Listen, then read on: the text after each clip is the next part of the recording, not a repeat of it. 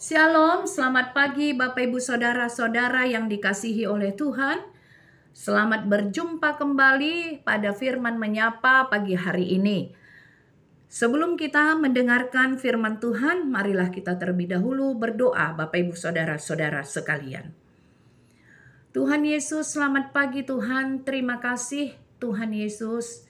Kalau pagi hari ini kami dapat bangun dari tidur kami Bapa, tiada kekurangan suatu apapun juga.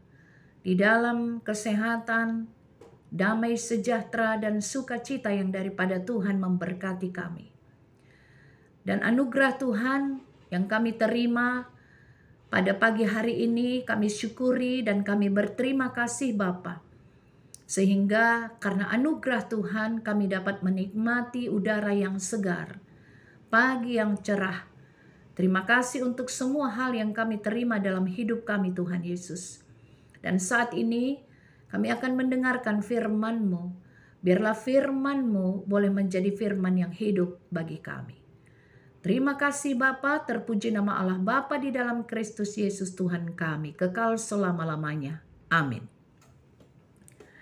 Bapak Ibu Saudara-saudara yang dikasihi oleh Tuhan, firman Tuhan pada pagi hari ini diambil dari kitab Efesus 2 ayat 13.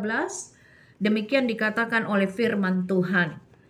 Tetapi sekarang di dalam Kristus Yesus, kamu yang dahulu jauh sudah menjadi dekat oleh darah Kristus.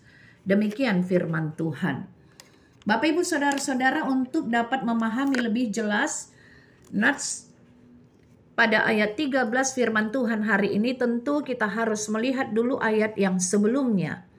Pada pasal 2 ayat 11, di sana dikatakan sebagai orang-orang bukan Yahudi menurut daging, yang disebut orang-orang yang tak bersunat oleh mereka yang menamakan dirinya sunat. Dan judul perikop adalah dipersatukan di dalam Kristus. Sehingga menjadi jelas bagi kita bahwa Paulus mengingatkan jemaat di Efesus bahwa tidak ada lagi perbedaan orang Yahudi dengan orang Yunani atau orang Romawi karena persoalan sunat. Orang-orang Yahudi yang sudah menjadi Kristen pada waktu itu menganggap diri mereka lebih dari orang-orang Yunani dan orang-orang bangsa lain atau dari orang-orang Romawi dan sebagainya. Karena mereka menganggap mereka sudah bersunat. Tetapi Paulus mengingatkan mereka bahwa di dalam Kristus tidak ada lagi perbedaan antara orang bersunat dan yang tidak bersunat. Tidak ada orang yang bersunat lebih daripada, tidak boleh mereka merasa lebih daripada orang lain atau bangsa lain yang tidak bersunat. Karena Kristus telah mempersatukan orang-orang yang tidak bersunat dan yang bersunat di dalam satu tubuh, yaitu sebagai tubuh Kristus, di mana Yesus adalah kepala dan kita adalah anggota-anggota tubuhnya. Kristus telah merubuhkan tembok pemisah, yaitu perseteruan antara orang-orang yang sudah bersunat dengan orang-orang yang tidak bersunat. Secara jelas dikatakan pada ayat 11, sunat lahiriah yang dikerjakan oleh tangan manusia. Karena itu, apapun yang dikerjakan oleh tangan manusia, adat istiadat, kebiasaan-kebiasaan itu telah dikalahkan oleh keselamatan yang diberikan oleh Kristus dengan darahnya yang tertumpah di kayu salib untuk melenyapkan perseteruan antar manusia karena adat istiadat hal-hal lahiriah, tetapi dipersatukan oleh kasih damai sejahtera, sehingga yang jauh merasa jauh karena hal-hal lahiriah tadi atau sunat dan yang tidak bersunat, pantangan makanan dan sebagainya, kita sekarang menjadi dekat satu dengan yang lain karena kita telah menjadi satu tubuh di dalam ikatan, yaitu tubuh Kristus, kasih Yesus yang mempersatukan kita dalam satu bangunan yang rapi tersusun menjadi bait Allah yang kudus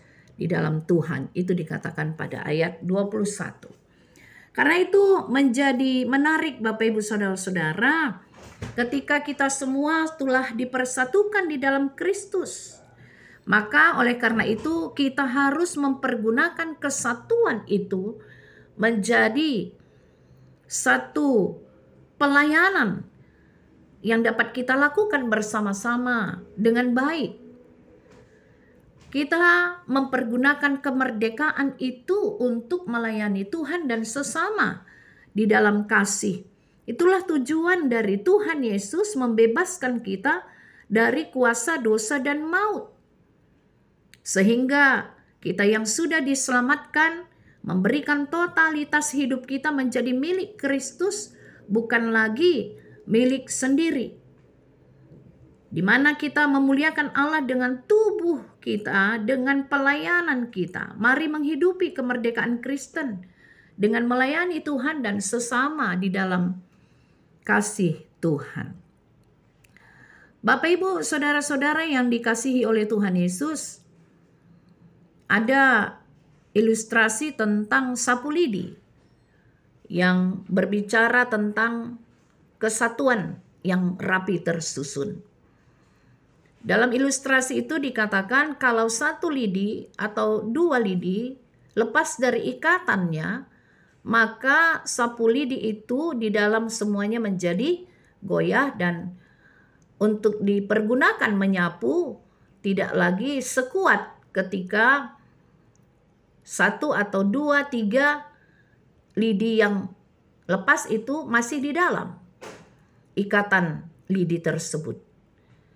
Karena itu hal ini dapat kita analogikan untuk kehidupan dalam kesatuan di dalam Kristus, di mana kalau kita bersama-sama maka kita menjadi lebih kuat di dalam seluruh pelayanan kita atau di dalam kita memberikan pemberitaan Injil di dalam satu kesatuan tubuh Kristus.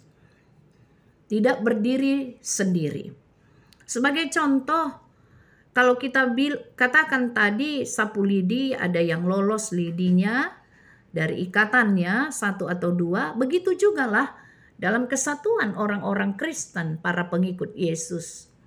Ketika ada orang-orang Kristen yang tidak mentaati Tuhan, tidak menghormati Tuhan, bahkan hidup dalam pelanggaran-pelanggaran yang disengaja, hidup dalam keinginan-keinginan duniawi, maka dia lepas dari ikatan kesatuan tubuh Kristus karena dia tidak lagi mau bersama-sama untuk menjadi satu di dalam pemberitaan Injil.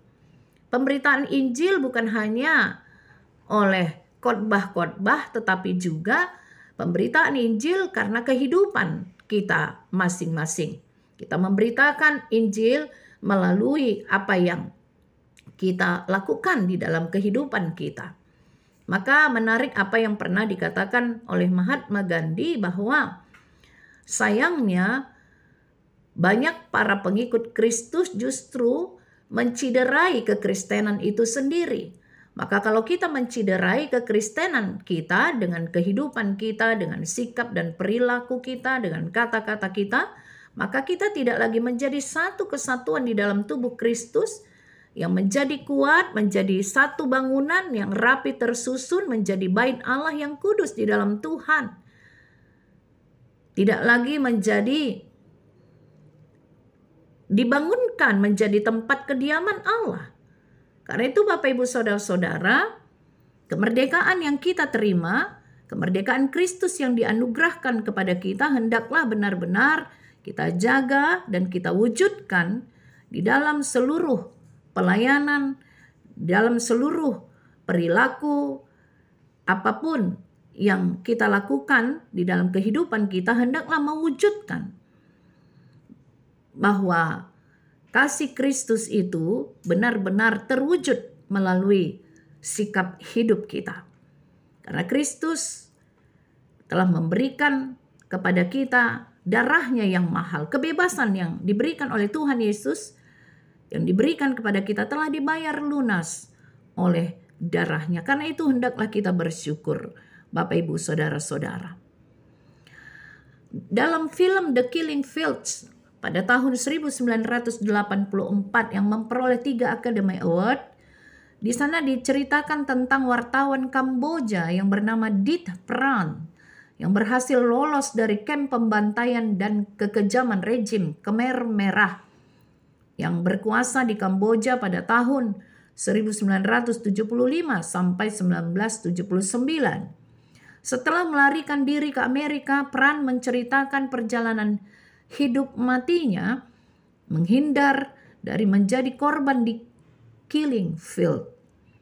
Ekspresi yang mencekam ketakutan melingkupinya, tetapi setelah dia bisa lolos dari maut dan hidup di alam kemerdekaan, dia mengekspresikan rasa syukur yang luar biasa. Karena itu kita pun harus mengekspresikan rasa syukur yang luar biasa karena kita orang-orang Kristen telah dimerdekakan oleh Kristus. Kita telah diselamatkan sehingga kita terbebas dari dosa dan maut. Karena itu hal ini patut kita syukuri Bapak Ibu Saudara-saudara, hidup dalam persekutuan yang indah, yang satu sama lain tidak lagi menjadi jauh tetapi sudah menjadi dekat oleh karena Kristus Yesus yang mempersatukan kita. Mari kita bersemangat untuk melayani Tuhan dengan sungguh-sungguh, tidak terlepas dari ikatan kasih persekutuan dalam satu tubuh, yaitu tubuh Kristus, dan kita sungguh-sungguh berkeinginan untuk membebaskan kita dari keinginan-keinginan hawa nafsu duniawi yang mungkin ada masih membelenggu kita. Hidup di dalam ketaatan karena kita telah dipanggil untuk merdeka. Tetapi janganlah kita mempergunakan kemerdekaan itu sebagai kesempatan untuk kehidupan dalam dosa, melainkan melayani seorang akan yang lain oleh kasih, seperti yang tertulis dalam Galatia 5 ayat 13. Selamat hidup di dalam kemerdekaan yang Tuhan Yesus telah berikan kepada kita. Amin. Kita berdoa. Bapa di surga, terima kasih untuk firman Tuhan yang boleh kami dengar pagi hari ini. Kami hidup di dalam satu kesatuan, tidak ada lagi perseteruan, tidak ada lagi perbedaan-perbedaan di antara kami, karena kasih perbedaan-perbedaan yang membuat kami berseteru, tetapi biarlah melalui perbedaan, pelayanan kami semakin beragam, kehidupan kami semakin berwarna, dan kami sungguh-sungguh bersuka cita mau melayani Tuhan dengan sungguh dan saling mengasihi di dalam Kristus, menjadi satu dalam anggota tubuh Kristus. Terima kasih Bapa. Terpuji nama Allah Bapa, di dalam Kristus Yesus Tuhan kami berdoa dan mengucap syukur. Amin.